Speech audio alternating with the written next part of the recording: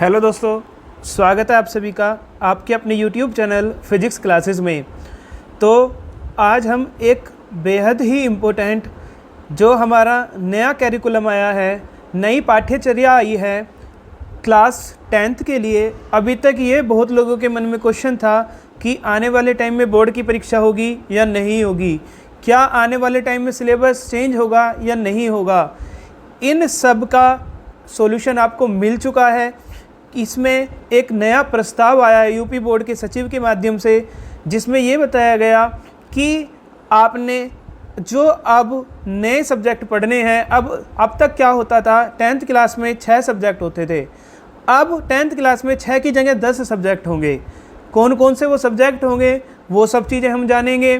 किस किस तरह से कब से ये लागू हो रहा है, क्या अब जो 10वीं क्लास में हैं उनका नए पैटर्न पर पेपर होगा वो भी जानेंगे। कितने नंबर की परीक्षा होगी, कितने नंबर पर पास होंगे, कितने नंबर पर ग्रेडिंग सिस्टम होगा या नंबर सिस्टम होगा, ये सब चीज़ें हम बहुत ही आसान तरीके से समझेंगे कि NCF 2023 नेशनल कैरिकुलम फ्रेमवर्क में के तहत, या आप कह सकते हैं NEP न्यू एजुकेशन पॉलिसी 2020 में आई थी, उसके अकॉर्डिंग जो आपका कैरिकुलम है, नया जो सिलेबस है वो किस तरह से चेंज हुआ है ये हम जानेंगे। ठीक है, तो उसको जानने के लिए हमारा आज का टॉपिक है जो आप प्रस्तावित है नया पाठ्यक्रम। हम केवल बात कर रहे हैं अभी 9th और 10th के लिए। तो सबसे पहले हम बात करते हैं, आपने न्यूज़पेपर में हेडलाइन थी, ये हेडलाइन ज़रूर देखी होगी। अगले सत्र में 10वीं में पढ़ाए जाएंगे 10 विषय, यूपी बोर्ड ने मांगे सुझाव। ये अभी एक प्रस्ताव है, इस पर सुझाव मांगे गए हैं। कुछ 27-28 कुछ डेट दी गई है, 29 जून तक सुझाव मांगे हैं, उसके बाद इसे लागू कर दिया जाएगा। देखिए यहाँ पर लिखा हुआ है कि 29 जून तक सुझाव मांगा गया है। आए हुए सुझावों पर विचार करने के पश्चात इसे क्या कर दिया जाएगा, लागू कर दिया जाएगा। ठीक है, क्या क्या चेंज होगा हम इसमें पढ़ेंगे। ठीक है, तो आइए स्टार्ट करते हैं, हम देखते हैं क्या क्या है। सबसे पहले बात करते हैं क्या है नया पाठ्यचर्या, जो आपका कैरिकुलम है न्यू कैरिकुलम वो क्या है। तो इसमें है हाई स्कूल परीक्षा के लिए प्रत्येक परीक्षार्थी की निम्न 10 पाठ्यचर्या क्षेत्र में से प्रत्येक में एक, अर्थात 10 विषयों में एक प्रश्न पत्र में परीक्षा ली जाएगी। देखिए अभी मैं आपको 10 यहाँ पर कैरिकुलम दिखाऊंगा, सब्जेक्ट दिखाऊंगा। उस 10 सब्जेक्ट में से प्रत्येक का एक आपका पेपर होगा। तो आने वाले टाइम में, अब तक आप 6 पेपर देते थे, कितने पेपर देते थे 6, और अब कितने पेपर दोगे आप, 10 पेपर दोगे। कितने पेपर दोगे 10। सर ये क्या हो गया, होना आसान चाहिए था, हो गया मुश्किल। नहीं, मुश्किल नहीं हुआ। इसमें न्यू एजुकेशन पॉलिसी में बहुत चीज़ों का ध्यान रखा गया है। उसमें आपको जो व्यावसायिक कौशल है वो भी, उस पर भी ध्यान दिया गया है। ठीक है, तो आइए देखते हैं हम कौन कौन से। सबसे पहले, उससे पहले आप बहुत सारे लोगों के मन में ये क्वेश्चन होगा, सर मैं 10th में हूँ, क्या मुझे 10 सब्जेक्ट पढ़ने होंगे। सर मैं 9th में हूँ, क्या मुझे 10 सब्जेक्ट पढ़ने होंगे। आंसर है नहीं। यह पाठ्यचर्या जो होगी वो शैक्षिक सत्र 2025-26 से लागू होगी। कब से लागू होगी, 2025। अगर आपसे मैं वर्तमान में कहूँ तो वर्तमान में सत्र चल रहा है 2024-25, 2024-25, यानी कि इसके अगले साल जो 2025-26 सत्र आएगा, उस सत्र से ये नया कैरिकुलम लागू होगा। ये केवल यूपी बोर्ड के लिए है। ठीक है, और कक्षा 9 से प्रभावी होगा। अब जो 2025-26 में कक्षा 9 में होंगे उनके लिए ये प्रभावी होगा। अब बात करते हैं ये अब इस साल जो 9th क्लास में है बच्चे उनके लिए, या इस साल 10th क्लास में है उनके लिए, किसके लिए ये लागू है। तो सबसे पहले बात करते हैं, ये सत्र चल रहा है हमारा 2024-25। तो जो इस सत्र में 2024-25 में 8th क्लास में होंगे उसके लिए वैलिड होगा।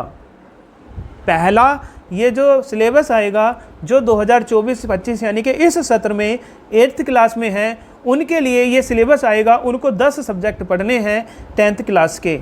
जैसे ही आप 2025-26 में पहुँचोगे तो आप 9th क्लास में आएंगे और ये सिलेबस 9th क्लास में आपके वैलिड होगा 2025-26 में।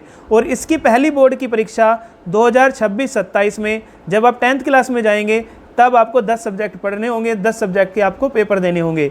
तो जो 27 में, 27 का मतलब 2027, जो 2027 में 10th क्लास में आएंगे उनके लिए ये प्रभावी है। आप पूछोगे कि क्या सर हमारे लिए भी प्रभावी है हम 10वीं क्लास में? अब नहीं, उनके लिए कोई भी प्रभावी नहीं है। आपको जो अब तक सब्जेक्ट होते थे 6, उन्हीं के माध्यम से आपको पढ़ना है।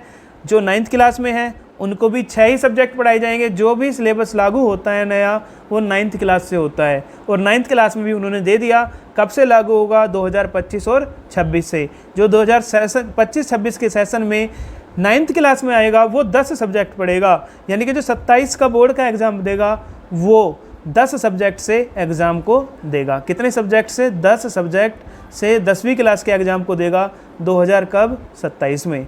किस में? 2027 में। याद रखना है आपको, 2027। ठीक है, अब हम देखते हैं क्या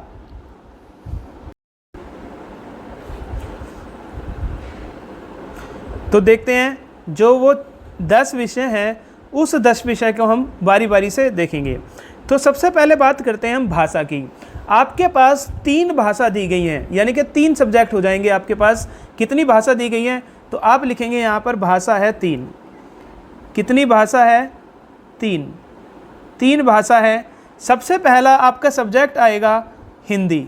भाषा 1 में से पहला सब्जेक्ट है आपका हिंदी। हिंदी आपका अनिवार्य है, आप इसको छोड़ नहीं सकते। हिंदी को आपको ज़रूर पढ़ना है।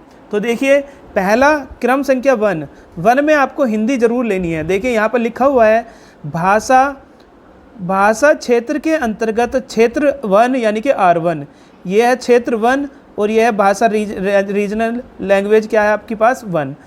प्रथम भाषा की भाषा का अध्ययन करना अनिवार्य है। तो यहाँ पर मैंने लिख दिया पहली भाषा कितनी है? 3 है। उसमें से भी पहला सब्जेक्ट आपका हिंदी है। हिंदी आपका क्या है? अनिवार्य है। जिस तरह से अब होता है उसी तरह से अनिवार्य है। उसके बाद बात करते हैं दूसरा, क्षेत्र 2 यानी कि R2 द्वितीय भाषा एवं क्षेत्र 3 R3 तृतीय भाषा। 2 और 3 प्रत्येक में से एक एक भाषा का अध्ययन करना अनिवार्य है। क्षेत्र R2 द्वितीय भाषा में चयनित भाषा वर्ग का चयन R3 में नहीं किया जाएगा। इस प्रकार 3 भाषाओं का अध्ययन किया जाना है। समझिए, आपने सबसे पहले एक भाषा चूज़ की, हिंदी। क्या ले लिया आपने? हिंदी। अब आपको दूसरा सब्जेक्ट क्या लेना है? वो लैंग्वेज में से लेना है। दूसरा सब्जेक्ट आपको लेना है क्या? आप क्या ले सकते हैं? देखिए, आप इन 3 वर्ग में से कोई भी एक लैंग्वेज ले सकते हैं। उसने कहा है कि क्षेत्र 2 R2 में चयनित भाषा वर्ग का चयन क्षेत्र R3 में नहीं किया जाएगा। देखिए, यहाँ पर आपने मान लीजिए ये लैंग्वेज थी संस्कृत, गुजराती, उर्दू, पंजाबी, बंगाली, मराठी, असमी, उड़िया, कन्नड़, कश्मीरी, सिंधी, तमिल, तेलुगु, मलयालम, नेपाली, पाली। इसमें से आपको एक भाषा का चयन करना है। किसी भी एक वर्ग में से, वर्ग 1 में से, 2 में से या 3 में से आपको एक लैंग्वेज को चूज़ करना है। हमारे यहाँ मैक्सिमम लोग, मुझे पता है कि हम हिंदी क्षेत्र से हैं, तो हम मैक्सिमम लोग संस्कृत का चयन करेंगे। मान लीजिए आपने दूसरी लैंग्वेज ले ली, क्या? संस्कृत। तो आपका दूसरा सब्जेक्ट बन गया संस्कृत। आपने कहाँ से ली है संस्कृत? वर्ग 1 में से। वर्ग 1 से। तो वर्ग 1 से आपने कौन सी लैंग्वेज ले ली? संस्कृत लैंग्वेज ले ली। तो 2 सब्जेक्ट आपके हो गए। अब बात करते हैं तीसरा आपको जो तृतीय भाषा है, क्षेत्र है R3, इसमें से कोई भी एक भाषा चुननी है। क्या मैं इसमें से क्षेत्र वर्ग 1 से संस्कृत दोबारा चुन सकता हूँ? आंसर है नहीं। इसमें लिखा हुआ है R2 और R3 में जिसमें से एक का चयन कर लिया। R2 में अगर आपने इस वर्ग का चयन कर लिया तो आप R3 में उस वर्ग का चयन नहीं कर सकते। या तो इसमें नहीं कर सकते, या तो आप वर्ग 2 में से ले सकते हैं, वर्ग 3 में से, या वर्ग 4 में से। तो मैं समझता हूँ कि आप मैक्सिमम लोग वर्ग 4 में आने वाली अंग्रेजी को लोगे। क्या लोगोगे? अंग्रेजी। तो यहाँ पर मैंने आपकी तीसरी लैंग्वेज लिख दी अंग्रेजी। क्या लिख दी? अंग्रेजी। कौन से वर्ग से लिया आपने? 4 से। किससे? वर्ग 4 से। तो इस तरह से आपके 3 सब्जेक्ट हो गए। कौन कौन से? हिंदी, संस्कृत, अंग्रेजी। इनको, हिंदी को अनिवार्य पढ़ना है आपको, और 2 जो R2 आपके पास भाषा है उसमें से वर्ग के अकॉर्डिंग आपको चयन करना है। कोई भी एक आप लैंग्वेज ले सकते हैं। अगर आप गुजराती लेंगे तो आपको संस्कृत लेनी पड़ेगी, वर्ग 2 से चयन नहीं कर सकते। पाली, अरबी, फारसी में से एक लेनी पड़ेगी या अंग्रेजी लेनी पड़ेगी। ठीक है, तो इस तरह से आप देखेंगे कि यहाँ पर हमारे 3 लैंग्वेज आ गई, हिंदी, संस्कृत, अंग्रेजी। ठीक है, अब बात करते हैं, ये हमारे हो गए 3 सब्जेक्ट यानी 3 भाषा। उसके बाद बात करते हैं दूसरा। अब और आपको क्या चूज़ करना है, देखिए भाषा के कितने सब्जेक्ट हो गए, 3। कौन कौन से आपने लिए हैं, पहली ली है आपने पहली क्या ली थी आपने, हिंदी, पहला सब्जेक्ट है आपका हिंदी।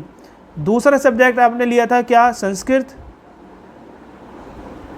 और तीसरा सब्जेक्ट आपने लिया था क्या, अंग्रेजी।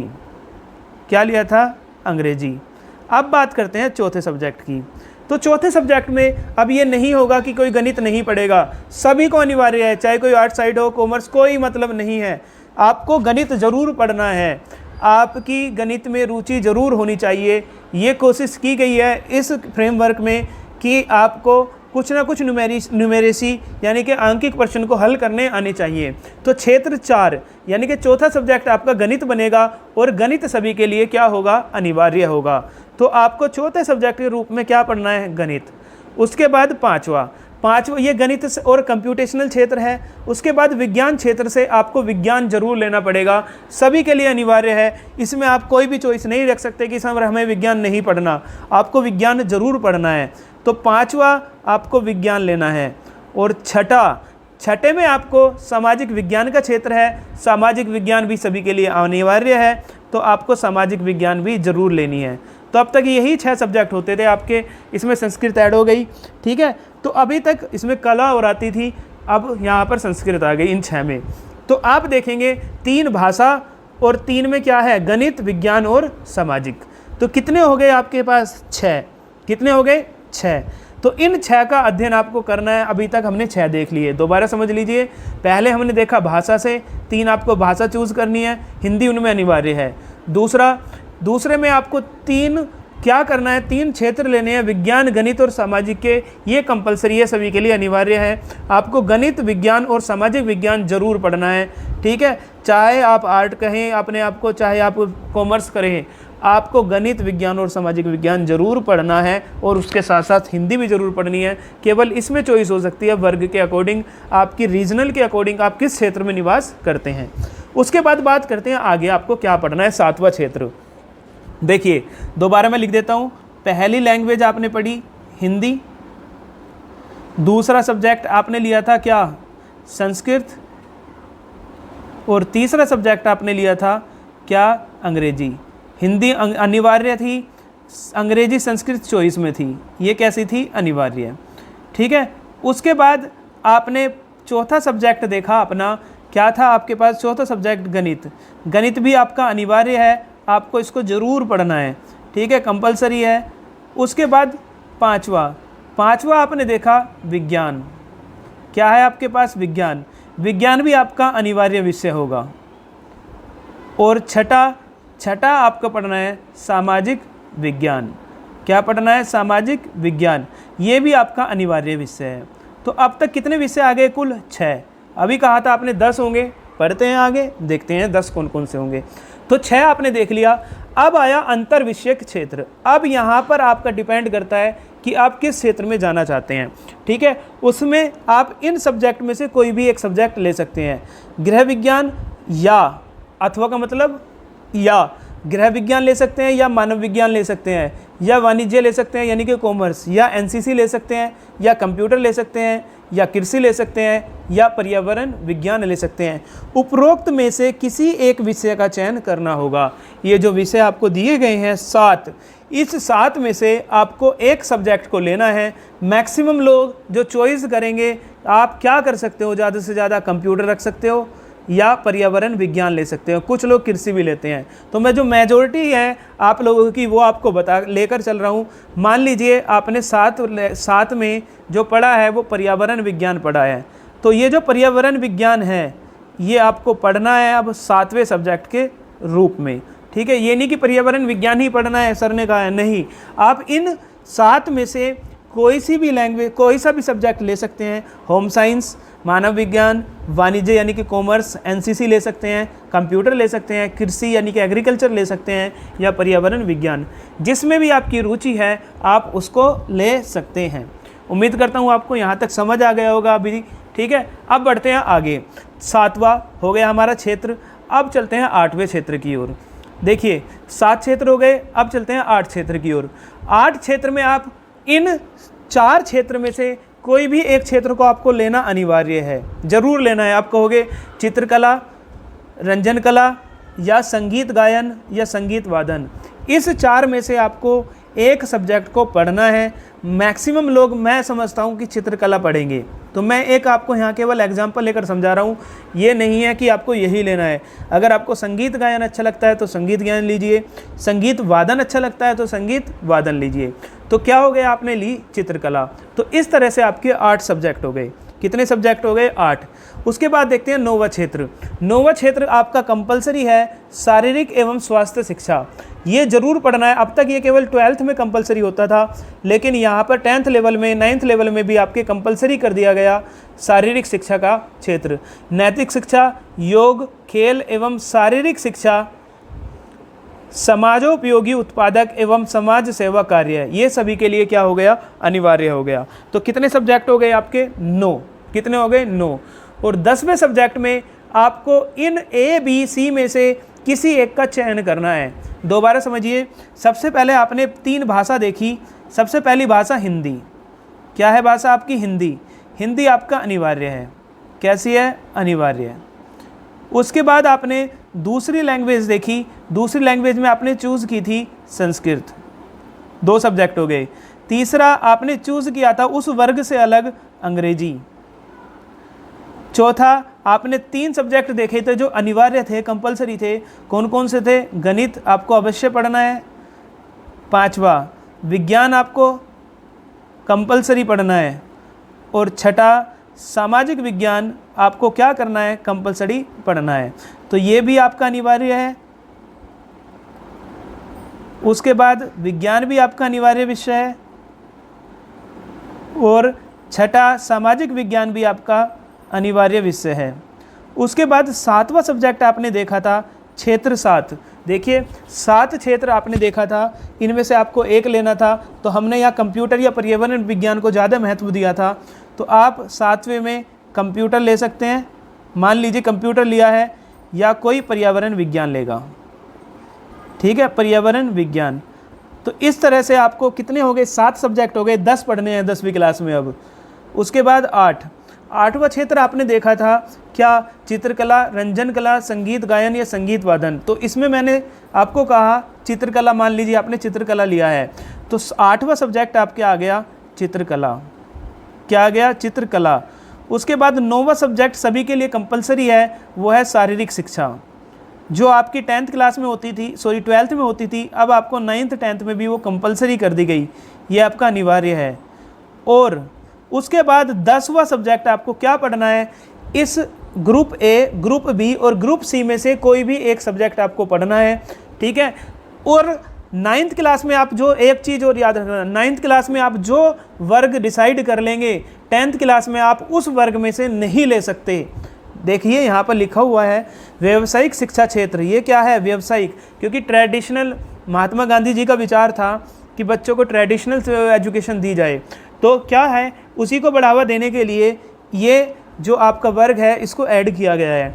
व्यावसायिक शिक्षा क्षेत्र के अंतर्गत प्रत्येक विद्यार्थी द्वारा कक्षा 9 में वर्ग ए, बी और सी में से किसी एक वर्ग से एक ट्रेड का चयन किया जाएगा। और 10 में विद्यार्थी द्वारा 9 में चयनित वर्ग से इतर यानी कि अलग किसी अन्य वर्ग से एक ट्रेड का चयन किया जाएगा। मतलब मान लीजिए आपने क्लास 9th में इनमें से एक टॉपिक लिया है, इनमें से जैसे पाकशास्त्र यानी कि कुकरी, उसके बाद जो आप खाना वाना बनाते हैं, बेकिंग एवं कन्फेक्शनरी, मधुमक्खी पालन, पौधशाला, खाद्य संरक्षण या फल संरक्षण या फिर फसल सुरक्षा, इनमें से आपको एक लेना है। वर्ग बी में ऑटोमोबाइल, आईटी, आईटीएस, प्लम्बर, उसके बाद आप देखेंगे electrician, solar system, mobile repairing, textile design, छाया चित्रण, परिधान रचना एवं सज्जा, आशुलिपि तथा टंकन यानी कि टाइपिंग, मुद्रण, प्रिंटिंग, रेडियो और टेलीविज़न, बुनाई तकनीक और सिलाई। उसके बाद group C health care, retail trading, खुदरा व्यापार, सुरक्षा, आपदा प्रबंधन, डिजास्टर मैनेजमेंट। उसके बाद पुस्तकालय विज्ञान, धुलाई रंगाई, बैंकिंग, अकाउंटेंसी, पर्यावरण एवं आतिथ्य, पर्यटन एवं आतिथ्य। तो इनमें से आपको एक ग्रुप का चयन करना है और एक ग्रुप में भी एक क्षेत्र चुनना है। मान लीजिए आपने 9th क्लास में पढ़ना चाहा क्या, फल संरक्षण। मान लीजिए आपने पढ़ना चाहा 9th क्लास में फल संरक्षण, तो ये आप 9th क्लास में पढ़ेंगे फल संरक्षण। अब आपको 10th क्लास में इस ग्रुप में से नहीं ले सकते, आप 10th क्लास में इस ग्रुप में से आपको छांटना होगा दूसरे ग्रुप में से। मैंने मान लिया कि कुछ लड़कियां हैं वो करेंगी सिलाई को पसंद, ठीक है, कुछ टेक्सटाइल या डिज़ाइन को पसंद करेंगे, कुछ प्लम्बर को पसंद करेंगे, कुछ ऑटोमोबाइल को पसंद करेंगे। कोई भी एक पसंद कर लेना आप, सारे नहीं करने। तो मैं एक एग्जांपल लेकर चलता हूँ, जैसे आज का टाइम है सोलर सिस्टम का, तो मान लीजिए आपने सोलर सिस्टम पसंद कर लिया, तो ये आपको किस में पढ़ना है, 10th क्लास में। किस में, 10th क्लास में। या आप इसमें से ले सकते हैं, मान लीजिए आपने क्या लिया इसमें से, आपदा प्रबंधन लिया 9th क्लास में, तो आप क्या कर सकते हैं 10th क्लास में, ये 9th क्लास में लिया आपने आपदा प्रबंधन 9th में, तो 10th क्लास में आप इस ग्रुप से नहीं लेंगे। अब इन दोनों ग्रुप में से एक सब्जेक्ट आपको लेना होगा। मान लीजिए आप इसमें से ले रहे हैं पाकशास्त्र 10th क्लास में, ठीक है, या 10th में ये ले रहे हैं, 9th में ये ले रहे हैं, वो आपकी मर्जी है, आपकी इच्छा है कि आप कौन सा भी ले सकते हैं। तो इस तरह से आप देखेंगे यहाँ पर आपके कितने सब्जेक्ट पूरे हो जाते हैं, 10। पहला हिंदी, संस्कृत, अंग्रेजी, 3 लैंग्वेज, 2 में से हिंदी अनिवार्य है, संस्कृत और अंग्रेजी में से आप चूज़ कर सकते हैं, वहाँ आपको दी हुई थी लैंग्वेज। उसके बाद गणित, विज्ञान और सामाजिक विज्ञान कंपलसरी सब्जेक्ट हैं, आपको ज़रूर पढ़ना है, चाहे आप आर्ट साइड से करें 9th 10th या कॉमर्स से करें, कुछ भी करें, आपको गणित, विज्ञान और सामाजिक विज्ञान अनिवार्य विषय है। उसके बाद 7वां कुछ वहाँ पर भाषा, कुछ आपको सब्जेक्ट दिए गए थे, उसमें से आपको चूज़ करना है। हमने किया था कंप्यूटर या पर्यावरण विज्ञान। 8वें में भी चूज़ करने थे, उसमें से हमने किया था चित्रकला। 9वां सब्जेक्ट आपका शारीरिक शिक्षा था, जो कि अनिवार्य विषय है। और 10वां आपने 9वीं और 10वीं में अलग अलग ग्रुप में से चयन करना है। मान लीजिए आपने 9 में किया है फल संरक्षण, क्या किया है, फल संरक्षण, तो 10वीं में आप क्या करेंगे, ये तो 9th क्लास में हो गया। और 10वीं में आपने कोई और अलग किया है, मान लीजिए सोलर सिस्टम, क्या किया है, सोलर सिस्टम। तो इस तरह से आप देखेंगे कि आपके पास अब 10वीं क्लास में 10 सब्जेक्ट होने वाले हैं, ठीक है। इन 10 से आपकी परीक्षा होगी। अब क्वेश्चन ये है कि परीक्षा कैसी होगी, कितने मार्क्स हमें लाने हैं, आगे हम सभी देखेंगे। चलिए आगे देखते हैं। तो हाई स्कूल स्तर पर प्रचलित विषयों का अंक निर्धारण, किस तरह से अंक निर्धारण किया, अभी मैंने आपको वहाँ पर समझा दिया था। ये आपकी ऊपर की 3 लैंग्वेज थी, R1, R2, R3, 3 subject compulsory थे, अंतर्विषयक क्षेत्र थे, जिसमें आपने क्या लिया था, कंप्यूटर या पर्यावरण। उसके बाद शारीरिक शिक्षा कंपलसरी थी, कला में आपने ले लिया था क्या, चित्रकला। और उसके बाद 10वां व्यावसायिक शिक्षा। तो इसमें से क्या है कि आप देखेंगे 3 लैंग्वेज है आपके पास, R1, R2 और R3। पहले इनके बारे में बात करते हैं। 100 नंबर का आपका पेपर होगा, कितने का होगा, 100। उसमें से जो थियोरेटिकल है, सैद्धांतिक है, वो 80 नंबर का होगा और 20 नंबर का इंटरनल होगा आपका। कितना होगा, 20 नंबर का इंटरनल। अब तक भी यही होता था, 80-20 का रेशो। उसके बाद गणित, मैथ आपका जो था, मैथ्स, सामाजिक विज्ञान और विज्ञान, ये अनिवार्य थे, ये भी 100 नंबर के होंगे। 80 नंबर का आपका पेपर होगा थियोरेटिकल और 20 नंबर का आपका इंटरनल होगा, जो कि स्कूल में से नंबर मिलते हैं। अब तक कितने में से मिलते थे, 30-30 में से 70-30 का होता था अब तक, 70-30 कितने होते थे टोटल, 100। 70 का पेपर होता था, 30 इंटरनल मिलते थे। अब कितना हो गया, 80-20, जो CBSE में होता है वो यूपी में हो गया। कितना, 80-20। 80 आपका 80 का एग्ज़ाम होगा आपका सैद्धांतिक, और 20 का आपका क्या होगा, इंटरनल। उसके बाद अंतर्विषयक क्षेत्र, शारीरिक शिक्षा, कला विषय और व्यावसायिक शिक्षा, ये भी 100 नंबर की होगी। इसमें आपका जो अंतर्विषयक क्षेत्र थे, देख लीजिए एक बार, जो आपके अंतर्विषयक क्षेत्र में ये थे, गृह विज्ञान, मानव विज्ञान, वाणिज्य, NCC, कंप्यूटर, पर्यावरण वगैरह थे, जिसमें हमने पर्यावरण लिया था। वो पर्यावरण तो होगा आपका 80 और 20 का, यानी कि कितने का होगा, 100 का। और जो आपका अंतर्विषयक क्षेत्र 80 और 20 का, उसके बाद जो 3 विषय बचते हैं आपके, शारीरिक शिक्षा, कला और व्यावसायिक, ये आपके 100 नंबर का ही पेपर होगा। लेकिन जो थ्योरेटिकल पेपर होगा वो केवल 30 नंबर का होगा और 70 नंबर का आपका इंटरनल होगा। मतलब यहाँ पर इन तीनों पेपर में आपके स्कूल की भूमिका इम्पोर्टेंट हो जाती है।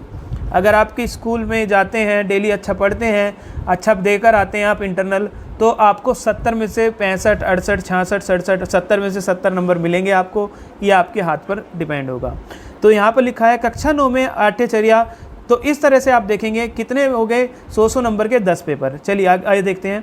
कक्षा 9 में पाठ्यचर्या क्षेत्र 1 से 7 में निर्धारित सभी विषयों में सैद्धांतिक परीक्षा एवं आंतरिक मूल्यांकन विद्यालय स्तर पर करा जाएगा। मतलब 9 में कोई भी बोर्ड एग्जाम नहीं होगा। सिंपल सा बोल रहा है, know board exam. 9th class में आपका कोई भी बोर्ड एग्जाम नहीं होगा। जितने भी आपके पेपर होंगे वो सारे के सारे पेपर कहाँ से होंगे, आपके मूल्यांकन किस स्तर पर होगा, विद्यालय स्तर पर।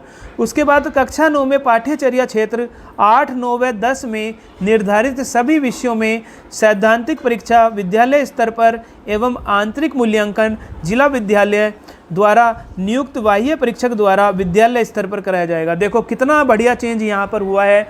अब तक जो इंटरनल होता था 9th क्लास में, किस क्षेत्र की बात कर रहा है वो, केवल 3 क्षेत्र की, 8, 9 और 10। कितने क्षेत्र, 3, शारीरिक शिक्षा, कला शिक्षा और व्यावसायिक शिक्षा।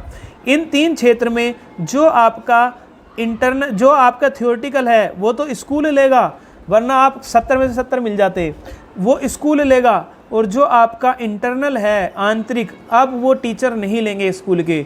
उसके लिए जो आपका जिला होगा वहाँ से GIC वगैरह से कोई बाह्य परीक्षक आएंगे और वो क्या करेंगे कि वो मूल्यांकन करेंगे। ठीक है। उसके बाद कक्षा 10 की बात करते हैं जिसका आपको इंतजार है। ठीक है। कक्षा 10 में पाठ्यचर्या क्षेत्र 1 से 7 में निर्धारित सभी विषयों में सैद्धांतिक खंड की सार्वजनिक परीक्षा परिषद द्वारा एवं आंतरिक मूल्यांकन विद्यालय द्वारा कराया जाएगा। तो जिसको लगता था कि 10वीं क्लास में बोर्ड के एग्ज़ाम नहीं होंगे, ऐसा नहीं होगा। यहाँ पर आपके बोर्ड एग्ज़ाम होंगे, बोर्ड एग्ज़ाम होंगे। और कितने के बोर्ड एग्ज़ाम होंगे, 1 से 7 तक। यानी कि जो आपका सब्जेक्ट नंबर 1 था, 1 से कितने तक, कंप्यूटर या पर्यावरण तक, यहाँ पर आपके बोर्ड एग्ज़ाम होंगे। क्या होंगे, बोर्ड एग्ज़ाम। तो कितने नंबर का होने वाला है बोर्ड एग्ज़ाम, 700 का। कितने का, 700 का। उस 700 में भी 80 नंबर, 8 सत्ते 56, यानी कि 560 नंबर का आपका पेपर होगा। और 2 सत्ते 14, 140 नंबर के आपके क्या होंगे, इंटरनल होंगे, जो स्कूल में कराए जाएंगे। ठीक है। उसके बाद कक्षा 10 में जो क्षेत्र है 8, 9, 10 में निर्धारित सभी विषयों में सैद्धांतिक परीक्षा विद्यालय स्तर पर एवं आंतरिक मूल्यांकन बाह्य परीक्षकों द्वारा विद्यालय स्तर पर कराया जाएगा। देखिए 9th और 10th में सब्जेक्ट नंबर 8, 9, 10th के लिए सेम है। क्या है कि जो यहाँ पर सैद्धांतिक परीक्षा होगी, थ्योरेटिकल जो आपके पेपर होंगे, वो थ्योरेटिकल पेपर विद्यालय स्तर पर विद्यालय अपने हिसाब से कराएगा, उसका कोई भी बोर्ड एग्ज़ाम नहीं होगा। लेकिन जो यहाँ पर आप इंटरनल देखोगे, वो इंटरनल बाहर से टीचर आएंगे आपके, वो आकर आपके विद्यालय स्तर पर कराएंगे। तो इस तरह से आपने समझा कि किस तरह से आपकी परीक्षा होगी। ठीक है, ये मैंने आपको समझा दिया। आगे देखते हैं। अब आगे देखते हैं प्रश्न पत्र किस तरह से बनेगा, क्या प्रारूप होगा प्रश्न पत्र का, देखते हैं। सबसे पहले तो इसमें हमें 2 पार्ट में डिवाइड कर दिया, एक विषय 1 से 7 तक और दूसरे 8 से 10 तक। ठीक है। तो पहले 1 से 7 की बात करते हैं, यानी कि 700 नंबर का आपका बोर्ड का एग्ज़ाम होना है अभी तक। उसके बाद देखते हैं 20 अंक के बहुविकल्प प्रश्न, यानी कि जो MCQ आएंगे आपके, कितने नंबर के आएंगे, 20 अंक के। दक्षता आधारित एफिशिएंसी बेस्ड जो प्रश्न आएंगे वो 30 नंबर के। और जो वर्णात्मक डेस्क्रिप्टिव आएंगे वो 30 अंक के। तो कितना हो गया, 30, 30, 60 और 20, 80। तो 80 अंक का ही तो आएगा। और 20 अंक का क्या होगा, इंटरनल आंतरिक पेपर होगा। ठीक है। तो टोटल कितने नंबर हो गए आपके, 100। यानी कि 1 से 7 विषय में 20 बहुविकल्प आएंगे जो अब तक आते थे। उसके बाद 30 अंक दक्षता आधारित होंगे और 30 अंक डिस्क्रिप्शन होंगे। और जो बचे 20 हैं उसका क्या होगा, इंटरनल। ये देखिए 20 अंक आंतरिक मूल्यांकन के अंतर्गत मौखिक टेस्ट, प्रोजेक्ट आदि हेतु निर्धारित किए गए हैं। उसमें आपको टीचर आपसे कुछ मौखिक टेस्ट, ओरल टेस्ट ले सकते हैं, कुछ प्रोजेक्ट बनवा सकते हैं। ठीक है। जैसे हार्ट का प्रोजेक्ट बना दिया, मैथ में किसी भी कैलकुलेशन का बना दिया, यूक्लिड थ्योरम का बना दिया, कुछ भी। पाठ्यचर्या क्षेत्र 8, 9 या 10 में 30 अंक लिखित परीक्षा हेतु एवं 70 अंक प्रदर्शन आधारित पारंपरिक मूल्यांकन हेतु निर्धारित किए गए हैं। तो जो 8, 9 और 10 आपके सब्जेक्ट थे उसमें लिखित परीक्षा हेतु कितने हैं? 30 अंक। कितने हैं? 30। और 70 अंक किसके लिए हैं? आपके प्रदर्शन आधारित आंतरिक मूल्यांकन, यानी कि कुछ आपको डेमोन्स्ट्रेट करके दिखाना होगा, वहाँ पर प्रदर्शन दिखाना होगा अपने अपने क्षेत्र से। ठीक है, तो इस तरह से आपका प्रश्न पत्र का प्रारूप होगा। चलिए आगे देखते हैं। आगे आपका शैक्षिक मूल्यांकन हेतु विषयवार ग्रेडिंग सिस्टम। अब जो आपका 9th क्लास होगी उसमें आपको जो रिजल्ट मिलता है उसमें किस तरह से ग्रेडिंग होगी, सबसे पहले बात करते हैं 9th क्लास की। जो 9th क्लास होम एग्ज़ाम होगा उसमें अगर आपके किसी सब्जेक्ट में 91 से 100 के बीच में आए हैं, मान लीजिए आपके 94 नंबर आए हैं, तो आपको ग्रेड मिलेगा A1। अब तक भी यही था। आपके 81 से 90 के बीच में आए हैं, मान लीजिए आपके नंबर आए हैं कितने? 85, तो आपको मिलेगा A2। अगर 71 से 80 के बीच में आए हैं, यानी कि मान लीजिए 76 नंबर आए हैं, तो B1। इसी तरह से 61 से 70, यानी कि मान लीजिए 62 नंबर आए हैं, तो B2।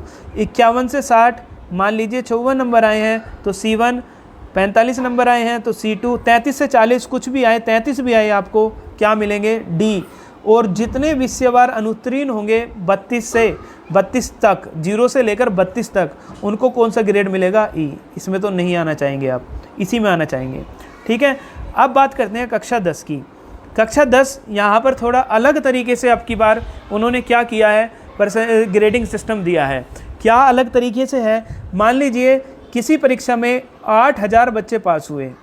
कितने बच्चे पास हुए? 8000। पास की बात कर रहा हूँ मैं, उत्तीर्ण की। 8000 पास हुए। उठ 8000 का 1/8 भाग, उस 8000 का 1/8 भाग कितना हो गया? यानी कि 1000।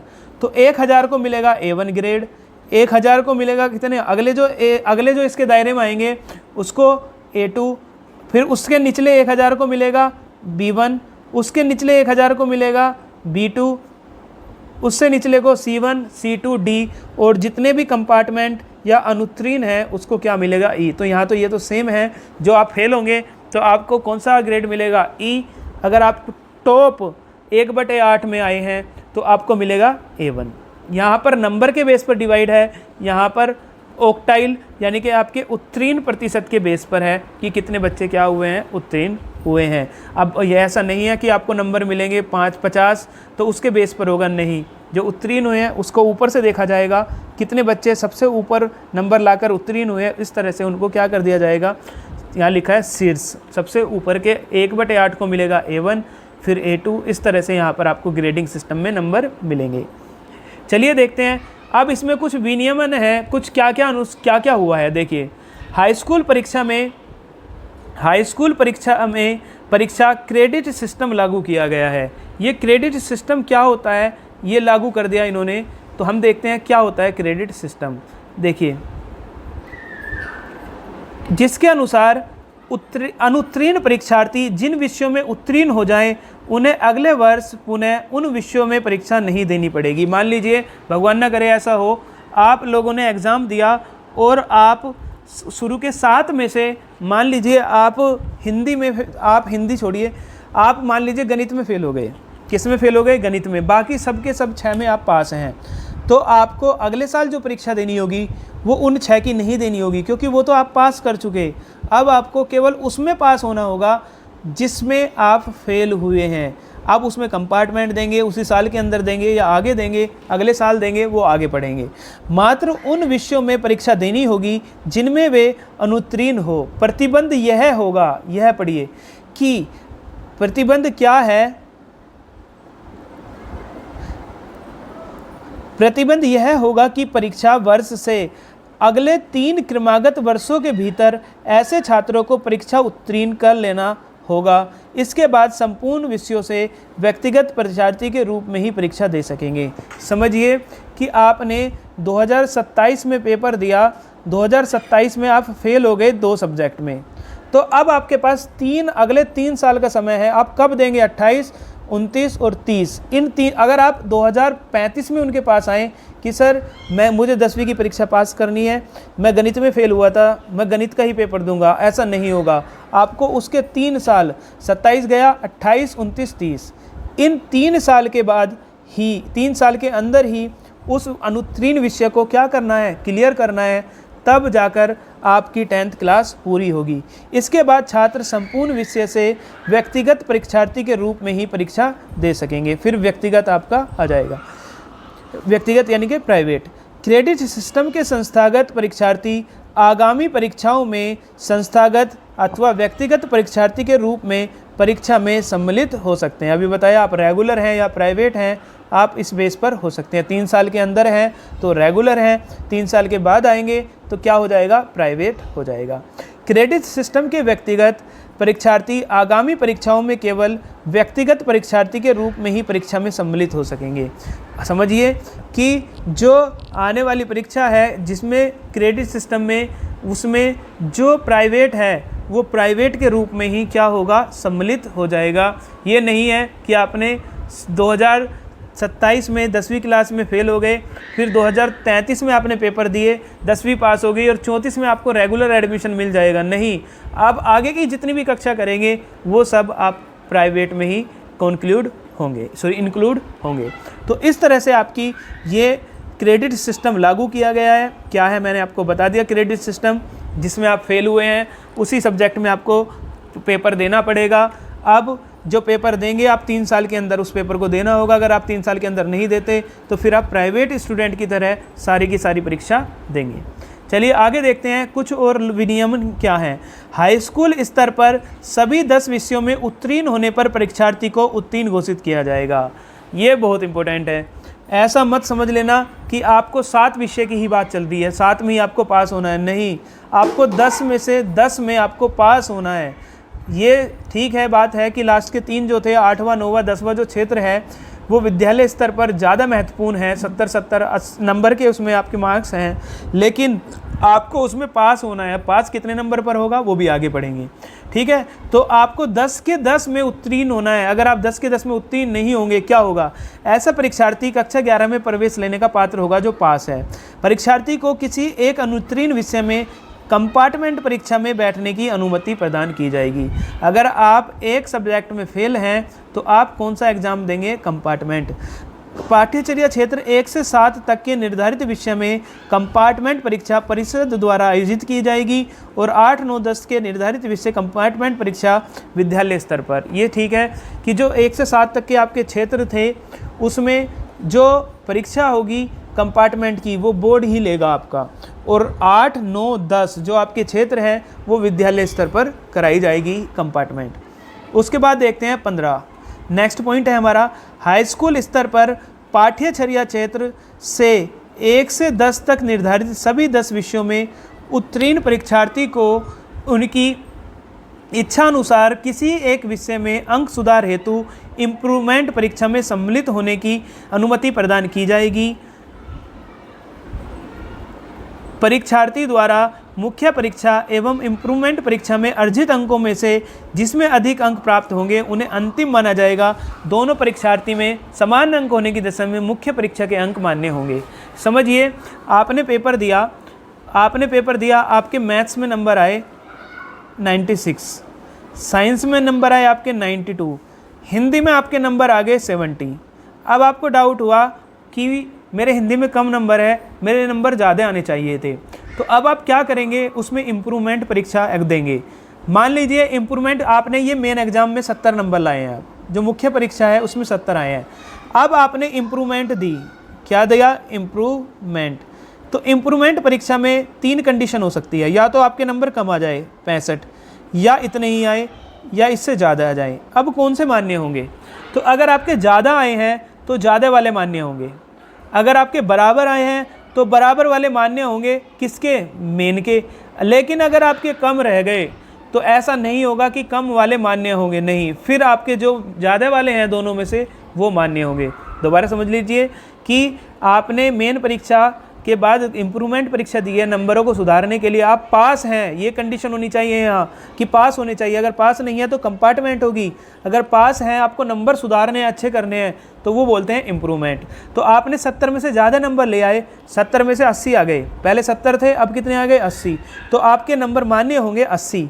अगर 70 ही आए तो 70 ही मान्य होंगे, फिर तो कुछ सोचना ही नहीं है। और अगर कम रह गए तो आपके कम मान्य नहीं होंगे। कौन से वाले मान्य होंगे? जिसमें आप ज़्यादा नंबर प्राप्त किए हैं। ठीक है, उसके बाद देखिए हाई स्कूल स्तर पर निर्धारित पाठ्यचर्या क्षेत्र 1 से 7 तक के सभी विषयों में परीक्षार्थी को अनुत्तीर्ण होने पर लिखित खंड में आवश्यकता अनुसार अधिकतम 20 अंक तक ग्रेस मार्क्स दे होगा।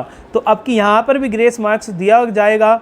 हाई स्कूल स्तर पर निर्धारित अगर 1 से 7 क्षेत्र में सभी विषयों में परीक्षार्थी को अनुत्तीर्ण होने पर लिखित खंड में जो आपका रिटन पेपर था 80 नंबर का, उसमें मैक्सिमम अधिकतम टोटल अंक, यानी कि हर एक में 20-20 दे देंगे, नहीं, टोटल कितने अंक दे सकते हैं आपको? 20। टोटल कितने अंक दे सकते हैं? 20। ये मत सोचना कि हर सब्जेक्ट में 20-20 दे देंगे, नहीं, टोटल कितने अंक मिल सकते हैं आपको? 20। उसके बाद प्रत्येक परीक्षार्थी को उत्तीर्ण होने हेतु हाई स्कूल स्तर पर 80 अंकों की, यहाँ पर दिया है 80 अंक की परीक्षा जो थी, उस 80 अंक की परीक्षा में न्यूनतम 26 और 20 अंक के आंतरिक मूल्यांकन में 7 अंक प्राप्त करना अनिवार्य है। तो पास होने के लिए आपको 80 में से कितने नंबर चाहिए? मिनिमम चाहिए 26 और 20 में से, क्योंकि दोनों में अलग अलग पास होना है, ये भी याद रखना, और 20 में से कितने चाहिए? 7, और 26 और 7 कितने होते हैं? 33। तो इस तरह से आप 33 पर क्या होंगे? पास, लेकिन अलग अलग। और 30 अंकों के सैद्धांतिक खंड में न्यूनतम 10 और 70 में कितने? 23। 70 में से कितने? 23 वाला पास माना जाएगा। ये तो अभी तक भी होता है कि 80 में से आपको अब 26 पर पास माना जाएगा। ठीक है, और 20 में से कितने पर? 7 पर। ठीक है,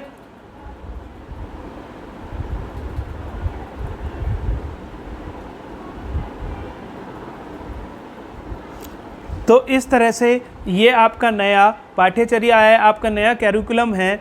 इसके अकॉर्डिंग आपके पेपर होंगे। इसी के अकॉर्डिंग आपको अब कितने सब्जेक्ट पढ़ने हैं? 10 पढ़ने हैं। सब्जेक्ट कैसे कैसे डिवाइड होंगे, किस तरह से पेपर होंगे, मैंने आपको सब कुछ इसमें समझा दिया है। मैं फिर कह रहा हूँ कि ये अभी प्रस्तावित है, इस पर सुझाव मांगे गए हैं। मैक्सिमम पॉसिबिलिटी है कि यही लागू होगा।